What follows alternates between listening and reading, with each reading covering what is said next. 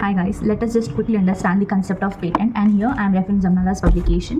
Now it is explained that patent means the grant of exclusive right to exploit an invention. What is exclusive right and who has this exclusive right? The person who is inventing has the exclusive right to use it, to sell it or distribute for a certain period of time. Now what is that certain period of time? It is for 20 years from the date of application.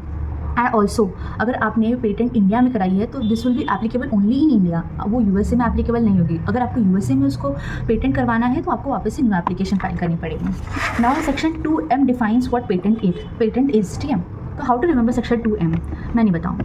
Yes, that is the trick. Section 2M मैं नहीं बताऊँगी, start from M. So section 2M of patent as describe as a new product invention which is non obvious and useful. Of course कोई invention जो तुमने किया है वो नया प्रोडक्ट होना चाहिए, यूजफुल होना चाहिए, और वो नॉन ऑब्वियस मतलब कि ऐसी फालतू चीज़ नहीं होनी चाहिए. Next is an improvement to an existing product which must involve some invention.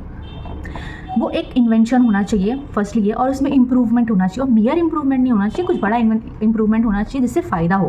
और नेक्स्ट है a new formula method of making a product और आर्टिकल. डेफिनेटली अगर आपने किसी चीज़ की कॉपी करके वो पेटेंट मतलब वो प्रोडक्ट बनाई है तो आपको उस चीज़ की पेटेंट नहीं मिलेगी. आपको खुद का दिमाग लगना चाहिए उसमें, आपने नया मेथड यूज़ किया हो, नया रूल यूज़ किया हो, आपने खुद का कुछ इनोवेशन किया हो. तो पेटेंट के लिए 3 चीज़ याद रखनी है हमको डेफिनेशन में, कि वो एक न्यू प्रोडक्ट होना चाहिए, वो इन्वेंशन होना चाहिए, और न्यू रूल या मेथड अप्लाई करना चाहिए. ठीक है, एक फेमस केस है Raj Prakash versus Mangat Ram Chaudhary, AIR 1978. So इस केस में doctrine of quid pro quo use किया है. I may pronounce it wrong, quid pro QUO quo. सो इसका क्या मतलब है? Something for something. जो अभी आप पेटेंट के लिए जाते हो तो जिधर आप जाते हो उनको आपको डिस्क्लोज करना पड़ता है कि ये सारी चीज़ें आपने यूज़ किया है. ठीक है, तो ये जो आप डिस्क्लोज करते हैं उसको क्विड बोलते हैं. ठीक, क्विड.